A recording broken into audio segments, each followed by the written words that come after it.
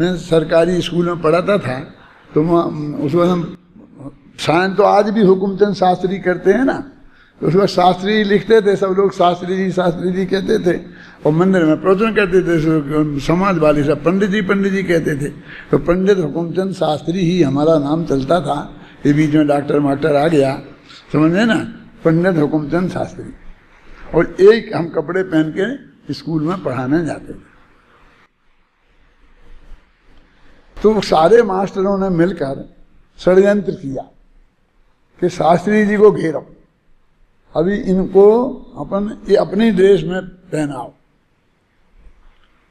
तो उन्होंने मीटिंग बुलाई सब अध्यापकों की, और ये कहा कि देखो पुलिस वालों की ड्रेस होती है, कोर्ट में भी जाते हैं तो उनकी ड्रेस होती है, बंद IAS ऑफिसर की ड्रेस होती है, बंद गले का कोट पहनना पड़ता है, तो अपने अध्यापकों की भी एक ड्रेस होना चाहिए। क्या? और अपने सब तय कर लें क्या होना चाहिए हैं, लेकिन एक ड्रेस में सब जने आए। वो जानते थे उनका विशाल बहुमत है, और भाई सूट पैंट जो भी पहनते थे वही का वही तय कर लेंगे, और फिर उसके हिसाब से अपन को पहनना पड़ेगा। अपन जानते थे कि ये क्या करने वाले हैं। तो मैंने कहा ठीक है, बहुत बढ़िया आपने सोचा है, लेकिन ये बहुत बढ़िया काम है, इसलिए अपन को इसे सर्वसम्मति से निर्णय करना चाहिए। हाँ, ये तो बहुत अच्छी बात है। अपन का फिर हमारे यहाँ तो सब काम सर्वसम्मति से होते हैं, तो अपन को बहुत अच्छा लगता है ना, है? झगड़ा नहीं होता है, मतलब सर्वसम्मति से होते हैं। तो सबने मान लिया कि हाँ साहब सर्वसम्मति से होंगे। उन्हें ये पता नहीं था कि एक कह के शास्त्री जी ने वीटो पावर अपने हाथ में ले लिया, समझते हैं?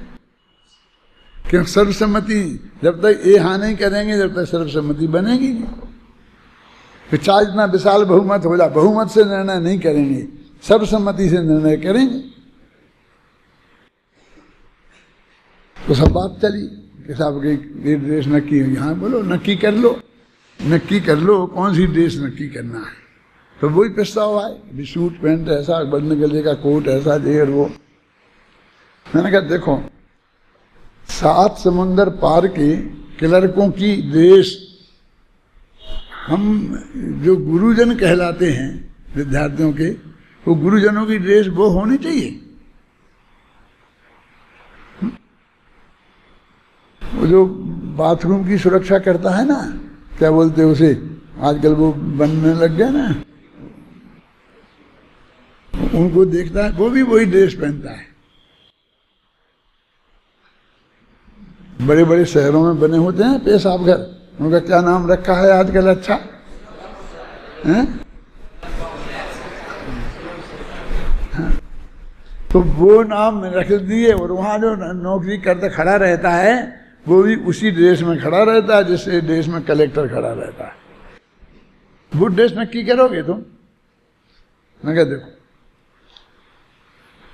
देश में 3 महापुरुष अभी हैं, उस वक्त प्रसिद्ध थे, एक गांधी, एक नेहरू, एक शास्त्री। नेहरू जी प्रधानमंत्री थे, शास्त्री जी गृह मंत्री थे, और गांधी जी तो गांधी जी थे ही। जिसकी कहो उसकी देश नक्की कर लो, अपन तो आदर्श देश नक्की करेंगे ना, क्यों? या तो तुम गांधी जी की कर लो, सब लंगोटी लगा के चदरा ओढ़ के आएंगे क्या? नेहरू जी की कर लो, चूड़ीदार पजामा और अचकन और वो कुर्ता पहन करके आएंगे, टोपी लगा करके, नेहरू टोपी। शास्त्री जी कर लो तो धोती कुर्ता जैसा है वैसा ही है ही, हैं?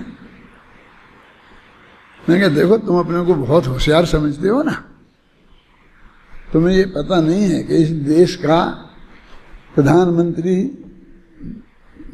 पंडित है और गृह मंत्री शास्त्री है, और ये पंडित भी है और शास्त्री भी है क्या? कुछ नहीं हो सकता। हम तो इसी ड्रेस में आएंगे और अंत तक हम अपने वही ड्रेस हम अपने अपनाए रहे। कोई बदला बदली नहीं की, पूरी गवर्नमेंट की सर्विस भी करे आए, लेकिन हमारा मन नहीं लगा। तुमको भी कहता हूँ, मैंने शांति जी को भी समझाया था, तुमको भी अभी प्रसंग आया है तो कहता हूँ कि वहाँ कुछ ऐसा है नहीं जो तुम्हारा मन लगे। यदि तुम सच्चे आध्यात्मी हो गए तो वहाँ जो भी पढ़ाओगे, हिंदी संस्कृत या जो भी सब्जेक्ट पढ़ाओगे, उसमें तुम्हारा मन लगने वाला नहीं है। ना तुमको ऐसे अच्छे विद्यार्थी मिलने वाले हैं, ख्याल में आई ना, जो शुद्ध सात्विक हों, निरंतर उद्दंडताएं छेड़खानी करने वाले, माने वो कोई तुम्हारा मन लगे, तुम्हें छोड़ के आना पड़ेगा, नहीं तो जेल जैसी काटनी पड़ेगी। हैं? मैं तो समझता था कि तभी तक था, लेकिन अपना जिन कुमार आया ना, ये भी अपनी ऐसी नौकरी छोड़ के आया, मन नहीं लगा इसका। वहां क्या आपको जो देना हो दे देना, हम तो यही काम करना है, हमें वो नहीं करना है। हमने कहा बता तो दो वहां क्या मिलता था। अब वहां तो जो मिलता था बहुत मिलता था, लेकिन अब छोड़ दो आप इस बात। तो ऐसे लोग जिनका हमारा हमको जो अमृतचंद्र ये सब पढ़ाने को मिले, इतना महाभाग्य किसका होता है। ये तो अपना, ये तो जो रोटियों की व्यवस्था है वो तो मुफ्त में है। ये तो हम ऐसे हैं कि हमको यदि कुछ भी नहीं मिले और ये पढ़ाने को मिले तो इसमें ही खुश होते हैं। ऐसा काम है, बहुत महान काम है। इसलिए जो मैं ये कहता हूँ आप लोगों से कभी कभी कि आप लोग विश्व के सर्वश्रेष्ठ लोगों में से हो, एक एक संत हो। जब तुम ट्रेन में कहीं बैठे हो ना, तो ट्रेन के उस कूपा में हर आदमी को ऐसा लगना चाहिए कि ये कोई अलग टाइप का आदमी है, ये साधारण जनता वाला आदमी नहीं है। हमारे उठने से, बैठने से, खाने से, पीने से, बात करने से ये फीलिंग होनी चाहिए, उनके हृदय में श्रद्धा पैदा होना चाहिए। समझ आई ना, कि हम जिसके साथ बैठे हैं और जब वो आपका परिचय प्राप्त करे तो बाद में बड़े गौरव के साथ कहे कि हमारे साथ आज एक आदमी बहुत अच्छे। उस पूरे कूपे में, पूरे डब्बे में नहीं कह रहा हूं मैं, इतनी गंध तो फैल जानी चाहिए ना। समझे? तो वो सब चीज से आती है, ऐसा नहीं समझना कि अकेली ये देश से आएगी, कैसे आएगी, इससे आएगी, ऐसा कुछ नहीं है। आपके उठने, बैठने, बातचीत करने के ढंग से, उद्दंडता पूर्वक चलने, इन सब बातों से वो चीज आती है, वो हमारे जीवन में होनी चाहिए। समझे? जहाँ हम रहें उस गांव में भले ही आप अपनी सरकारी स्कूल में पढ़ाना, प्रिंसिपल बन जाना, लेकिन आपके धर्म के विद्यार्थी अलग होना चाहिए। मंदिर में बैठो, 4 आदमी आपके पास बैठे, चाहे क्लास टाइप चलाओ, चाहे प्रवचन करो, नहीं तो वैसे ही चर्चा करो। लेकिन जब आप मंदिर जाएं, वहाँ आधा घंटा बिताएं, तो 10-5 आदमी उस मोहल्ले के इस बात का इंतजार करें कि मैं उसी टाइम मंदिर जाऊंगा जब वो आएंगे, और हम बैठेंगे जो चर्चा करेंगे तो उनकी संगति में मैं बैठूंगा। समझिए ना, हमारी ऐसी इज्जत होनी चाहिए, है ना। अभी तुम ऐसा नहीं, ऐसे ही नहीं आ गए हो, इस सारे देश में से छट करके सिलेक्टेड, छट करके इसलिए नहीं बोलता हूँ कि छटे हुए लोग हो, उसका हिंदी में ज़्यादा अच्छा अर्थ नहीं होता है, इसलिए मैं सिलेक्टेड शब्द का प्रयोग कर रहे हो, माने प्रकृति से सिलेक्टेड लोग हो। क्या धीरे धीरे उनकी संख्या बढ़ती जा रही है। जो पहले कहते हमारे माँ बाप ने भेजा है, उनने बहुत समझाया हमें, मैं चाचा ताऊ ने भेजा है, अब धीरे धीरे ऐसे लोगों की संख्या बढ़ रही है कि हम अपनी रुचि से आए हैं, माँ बाप ने तो हमें रोका था, ये कहा था इसमें वहाँ जाके क्या करोगे, लेकिन हमको तो पढ़ना था, ऐसे थे ना। अभी हमने सुना था, आगे बोलते थे, हैं हम आए हैं। और वो लोग जो हमारे 5-7 हैं आए हैं शास्त्री में, तो वो तो इंजीनियर हो गए, क्या क्या हो गए, MBA हो गए हैं, मतलब पोस्ट ग्रेजुएट हो गए हैं, अच्छी अच्छी सर्विस में चले गए हैं, तो वहाँ से भी छोड़ के आए हैं। तो साधारण आदमी तो नहीं है ना वो, ये कोई मक्खन नहीं लगा रहे हम, ये मालूम नहीं पड़ता है कि साधारण आदमी नहीं है। वो जैन दर्शन का गहराई से अध्ययन करना चाहते हैं, ऐसे लोग हैं तो समाज के श्रेष्ठतम लोगों में से हैं, और उन्हें श्रेष्ठतम बनना चाहिए। हीन भावना अपने मन में कभी नहीं आना। थोड़ी वो क्या बोलते उच्च भावना, सुपीरियरिटी कम्प्लेक्स हो जाए तो कोई दिक्कत नहीं, इंफीरियरिटी कम्प्लेक्स नहीं। क्या क्या कह रहा है? लोग अभिमानी कहेंगे ठीक है, अच्छा है, कोई दिक्कत नहीं है, लेकिन हमारे विद्यार्थी को कोई दीन नहीं कहे। दीन कहेगा तो मुझे बर्दाश्त नहीं है। अभिमानी कहे, अभिमानी कहे, क्योंकि अभी तुम ना तो अनंतानुबंधी गया मान, ना अप्रत्याख्यान गया, ना प्रत्याख्यान गया, ना संजुलन गया, तो मान तो पूरा है ही ना, तो क्या कह दो। आप समझ गए ना? है? उसका स्वार्थ पूरा नहीं होगा तो कहेगा, कल तक तो वही में बढ़िया बढ़िया प्रशंसा करेगा, और बाद में जब कुछ अनुकूलता नहीं बनेगी तो फिर वो खोजेगा कि भैया इन पे हम क्या खोटा शब्द लगा सकते हैं, तो वो उसे और कुछ नहीं मिला है। उसे हमने कोई पैसा मैसा कहीं से कुछ लिया नहीं, तो लोभी कह नहीं सकता था, किसी से छल कपट किया नहीं, सीधी सरल बात करते हैं, तो माया भी कह नहीं सकता था हैं। अब जैसे जितने जैसा गुस्सा लोग करते हैं वैसा गुस्सा भी देखने में नहीं आता है, तो क्या कहता है, एक ही शब्द है कि मानी है। क्यों? कि उसकी बात नहीं मानी। तो जो उनकी बात माने बेमानी नहीं है, जो उनकी नहीं माने हैं वे सब मानी। कहते हाँ मानी है, मानी तो है, मानी तो है। बोलो अब बोलो क्या करना, क्यों? मानी तो है हम, अब करना क्या है? अब अगली बात करो ना, हैं? जो वस्तु के स्वरूप का हमें निर्णय करना है। माने कोई मानी अच्छी चीज है, इसलिए ये नहीं कह रहा हूं मैं। मेरे कहने का हमारे विद्यार्थी पे मानी का आरोप लगे तो उसे हम अभिनंदन समझेंगे, लेकिन कोई लोभी और कोई ऐसा आरोप लगे गंदा और क्या चोरी दारी का आरोप लगे, वो हमको वो अच्छा नहीं है। आप समझ गए ना? माने हम पे कोई हल्का आरोप नहीं लगना चाहिए, हैं? क्या ऐसा आरोप नहीं हमारे जीवन में आना चाहिए, ऐसा कलंक नहीं आना चाहिए, हैं? कि कोई सोच के भी कर सके। मैं अशोक नगर में पाठशाला में पढ़ाता था, शांति जी, बहुत मार्मिक बात है। तो नीचे था ऐसी दालान, उसमें मैं लड़कों को पढ़ाता था, और उसके ऊपर मंजिल में लड़कियों को पढ़ती थीं, और उनको एक बाई थी वो पढ़ाती थी पाठशाला में धर्म। तो नीचे लड़के और ऊपर लड़कियां, और सब 15, 16, 17 वर्ष तक की होती थी। तो बिल्कुल मतलब, तो वो कभी हम लेट हो जाएं 10-5 मिनट, तो लड़के इकट्ठे हो जाएं हैं ऊपर, और लड़कियां नीचे पढ़ती थी, तो वे लड़कियां इकट्ठी हो जाएं, उनकी बाई ना आ पाएँ, तो थोड़ी कुछ ना कुछ गड़बड़ शुरू हो जाती है। तो एक दिन मैं गया तो लड़कियों ने आरोप लगाया कि पंडित जी साहब, ये आपके लड़कों ने हमारे ऊपर कंकड़ फेंके।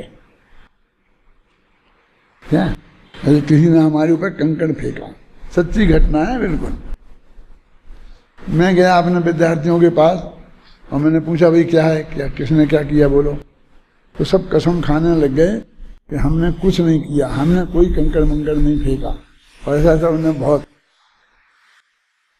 तो मैंने कहा कि तुम जो बोल रहे हो वो सही हो सकता है, वो लड़कियां बोल रही वो भी सही हो सकता है, क्योंकि तुम ऊपर हो, लड़कियां नीचे हैं, तो यहाँ कोई कंकड़ पड़ा होगा तो वो नीचे गिर सकता है, तुम्हारे फेंके बिना भी ऊपर से तो नीचे गिर सकता है ना, और उनको ये भ्रम हो सकता है किसी लड़के ने फेंका है। वो दोनों झूठ नहीं बोल रहे हैं, लेकिन फिर भी तुम उनको ऐसा लगा क्यों? हमें ये बात सोचनी है। तो तुम्हारी 2-3 गलतियां हैं। ये क्या है कि एक गलती तो ये है, सुनो अब तुम समझ लेना कि तुम 16, 17, 18 वर्ष के हो। समझ नहीं क्या कह रहा हूं? ये उम्र ही गलती है, समझ गए? हर जगह तुम पे आरोप लगेगा, तुम कितना ही सज्जन हो, लेकिन उम्र ऐसी है कैसा भी लड़के ने पत्थर फेंका, इसने ऐसा किया, सीटी बजाई, कोई नहीं मानेगा कि तुमने नहीं बजाई होगी। तो पहली गलती तो क्या है कि तुम इस उम्र के हैं। दूसरी गलती ये है कि तुम खिलखिला के हंस रहे थे, आपस में हंसी मजाक कर रहे थे, हैं?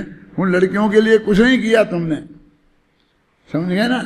लेकिन तुम आपस में जिस तरह का व्यवहार कर रहे थे, उस व्यवहार से उनको ये लगना बहुत स्वाभाविक है। मैं तो ऐसा तुम्हें देखना चाहता हूं, उन लड़कों को कहा था, मैं तुमसे कुछ नहीं कह रहा हूं, कि ऐसा देखना चाहता हूं कि कोई तुम सचमुच किसी पे कंकड़ फेंको तो भी वो यही सोचे कि नहीं ये तो ऐसा कर नहीं सकता, ये तो पत्थर गिर गया होगा। हमारी ऐसी क्रेडिट होना चाहिए, समझ में क्या क्या समझ आई ना? कि हमसे यदि सचमुच गलती हो जाए तो भी कोई हमारा परिकर में रहने वाला ये माने नहीं कि इसने ये ऐसा कर सकता है, समझ में आए ना? हमारी ऐसी इज्जत होनी चाहिए। जिस क्षेत्र में तुम आए हो, तुम समाज के टॉप विद्वान बनने वाले हो, जहां जाओगे गद्दी पर सबसे ऊंची जगह तुम्हें बैठने को मिलेगी, उस ऐसी जगह पर बैठने वाले हो, समझ गए ना? तो उसके लायक हम होना, उस गद्दी हमसे शोभित हो, गद्दी हमसे बदनाम नहीं हो, ये हमारी ड्यूटी है। हमको ऐसा बनना है, ख्याल में ना? हम कहाँ गद्दी से हमारी हमसे गद्दी की शोभा हो, गद्दी से हमारी शोभा नहीं हो, समझ में आया ना? हम उसकी इज्जत को बढ़ाएं, उस गद्दी की इज्जत को, उस गद्दी की इज्जत को हम कभी कम नहीं होने दें। नहीं समझ लेना कितनी कीमती है ये गद्दी, मालूम है आपको? शिविर होता है तो देखते हो ना कि यहाँ बैठने वाले को किसी को 1 लाख, किसी को 50,000, किसी को इतनी सस्ते में थोड़ी मिलती है गद्दी। वो 5-5 मिनट को बैठते हैं तो लाख रुपया लगता है, और अपन को 1 पैसा नहीं लगता है, और सब लोग आगे सबसे पहले बैठाते हैं कि नहीं बैठाते हैं? तो आप समझ लो कि वो लाख की गद्दी पर रोजीना आप बैठते हो, तो उसके हिसाब से अपने क्रेडिट तो आपको बना के रखनी पड़ेगी ना। माना हमारा जिसे हम चरित्र कहते हैं, वो ऐसा चरित्र नहीं कि अणुवृत लिए कि महावृत लिए, वो वाले चरित्र की बात मैं नहीं कह रहा हूं। मैं कैरेक्टर जिसे बोलते हैं ना, हमारी क्या इमेज होना चाहिए, समझ आए ना? कि कोई आदमी हम पर कोई आरोप लगाए तो वो माने ही नहीं, ये बहुत मार्मिक बिंदु है। इधर किसी व्यक्ति कोई अपने यहाँ रहता था और उसने अपने पे केस मेश कर दिए, केस किए, और अदालत में हम दोनों भाइयों पर आरोप लगाया, बहुत ही अननेचुरल आरोप लगाया, जैसे हमने कोई छेड़खानी की हो, ऐसा आरोप लगाया। भाग्य की बात कि वो जो जज थी वो ये महिला थी, और वो सामने ही रहती थी और रोजाना मंदिर के दर्शन करने आती थी, वो जैन थी भाग्य से, वो हम लोगों को जानती थी। तो जो आरोप अदालत में लगा तो उसने उस आरोपी को बुला के इतना डांटा कि तुम्हें पता है तुम किसके विरुद्ध क्या क्या बोल रहे हो? हमें तो बुलाया ही नहीं, हम तो अदालत गए ही नहीं, हमें तो बहुत बात तक पता ही नहीं चला। लेकिन उसने डांटा कि मैं तुम्हें अभी हाल जेल में बंद करा दूंगी। तुम किसके विरुद्ध क्या बात कह रहे हो? मैं तो रोजीना उनके दर्शन करती हूं, मैं उन्हें देखती हूँ, मैं जानती हूँ, मैं उन्हें सुनती हूँ। बताया ना, मेरे कहना ऐसी कैडेट तुम्हारी होनी चाहिए। मेरा मतलब ये है कि अदालत में जज भी अपने गुरुदेव के लिए भी आता है ना, कि वो जज में गए तो जज ने उनके कहने पर ही फैसला दे दिया और किसी से गवाही सफाई पूछी नहीं है। ऐसा तो हमारी बात में ऐसी कैडेट हमारे जहाँ हम रहते हैं उस एरिए में, जहाँ हम बैठते हैं उस जगह पर, जिस मोहल्ले में हम रहते हैं उस मोहल्ले में, जिस गांव में हम रहते हैं उस गांव में हमारी ऐसी इज्जत होनी चाहिए, ऐसा हमारा जीवन होना चाहिए विद्युतता के साथ। ऐसा पवित्र जीवन ये भी बहुत आवश्यक है। कोई कलंक जिंदगी में हमारे ऊपर नहीं होना चाहिए। कोई लगाए भी तो कोई दुनिया माने नहीं। क्या वो लगाने वाला लगाएगा देश से, हम क्या कर सकते हैं, है ना।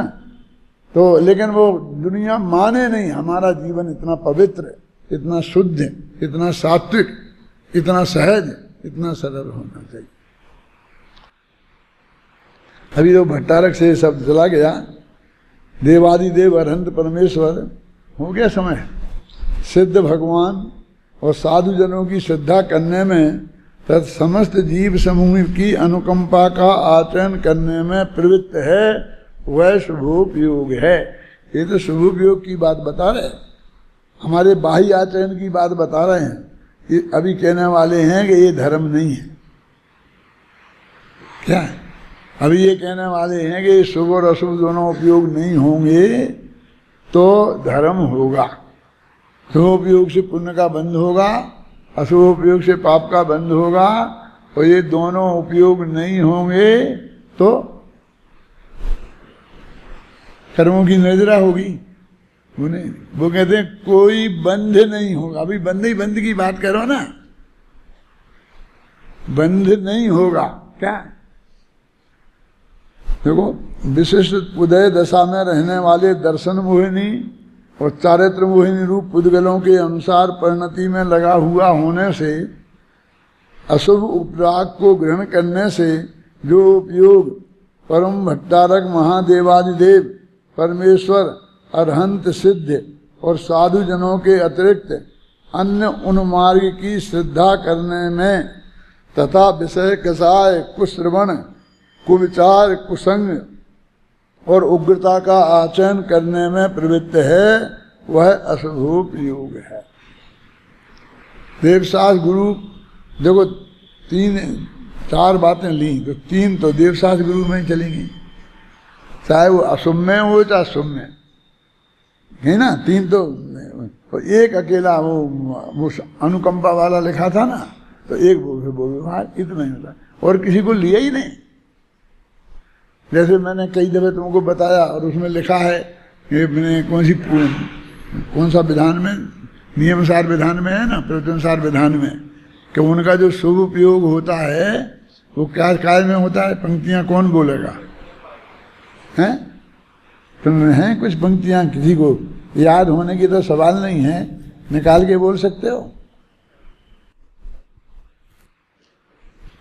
3 चीजें हैं। हाँ, क्या है कहीं? हाँ, बोलो बोलो। पठन पाठन अध्ययन और शास्त्र का लिखना, बस इनकी उपयोग के शुभोपयोग की सीमा इतनी है मुनिराजों की। ये तो अपने लिए बता रहे। देवशास्त्र गुरु की श्रद्धा और परोपकार की वृत्ति, ये हमारा जीवन होना चाहिए।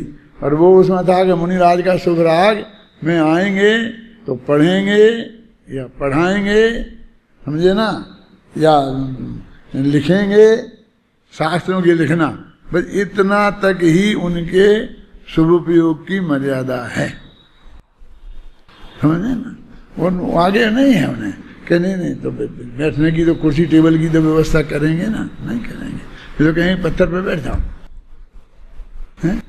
और अपने पीछे कमंडल से अपनी जगह झाड़ लेंगे, तुमसे नहीं कहेंगे जहाँ झाड़ू लगा दो, क्योंकि तुम लोग कैसे लगाओगे देखोगे थोड़ी ढंग से, और तुम्हारी झाड़ू भी कठोर होगी अपनी सफाई कर लेंगे और तुमसे कहें तुम अपना अपना सफाई कर लो, बैठ जाओ यहीं। कोई बिछात नहीं, पत्थर पे जमीन पे बैठ जाओ, बस खत्म।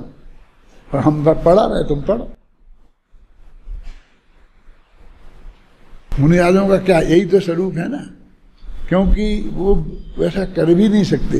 अपन तो कर दें, कोई टेबलें लगा दें, कुर्सियां लगा दें, तो वहाँ रखने को अपने पास जगह है, एक जगह अपन रहेंगे तो वहाँ जाएंगे। लेकिन वे तो निरंतर घूमते ही रहते हैं, तो रोजीना कहाँ कहाँ करेंगे? क्यों? आज यहाँ व्यवस्था करी, कल आगे बढ़ जाएंगे।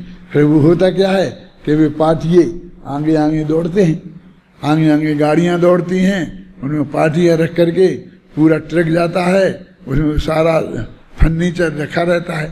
फिर ऐसी हालत होगी तो वो ईरिया समिति तो कहाँ गई? ट्रक थोड़ी ईरिया समिति पूर्वक चलेगा, हैं? बोलो, सहज बात से जहाँ जो वो अपेक्षा नहीं कर सकते, नहीं करनी चाहिए।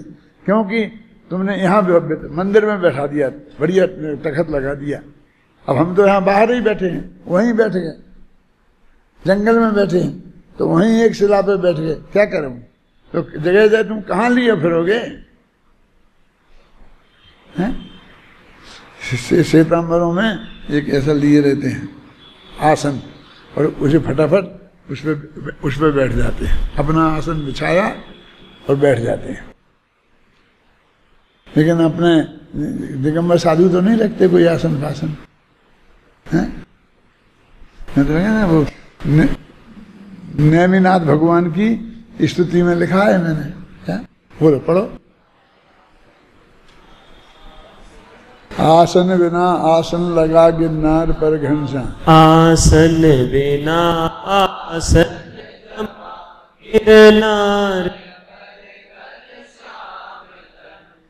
बोध आपने जग को बताया नेमि जिन दीन प्रत्येक जन स्वाधीन है प्रत्येक कण पर द्रव्य से है पृथक पर हर द्रव्य अपने में मगन। मुनिराजों के लिए अपनी ये सब व्यवस्था है, और अपने सामान्य ग्रस्त हैं, अपन तो सामान्य ग्रस्त हैं। लेकिन जैसे मैंने कहा ना, देश तो हम बदल लेते हैं अलग दिखने के लिए, लेकिन हमारे देश से नहीं, हमें अपने जीवन से, हमें खान पान से, रहन सहन से, बैठने से, बातचीत से, शांति जी, इनसे हम अलग दिखने चाहिए, क्योंकि हम अलग हैं। हम समाज से सामान्य नागरिक नहीं हैं। ये उच्च भावना अपने जीवन में आनी चाहिए, ख्याल में है ना? नहीं आएगी तो आप महान काम नहीं कर सकेंगे। यदि महान काम करना है तो हमारा जीवन महान होना चाहिए, आदर्श होना चाहिए। लोग हमारे जीवन को आदर्श मानकर कुछ सीखें, ऐसा हमारा जीवन।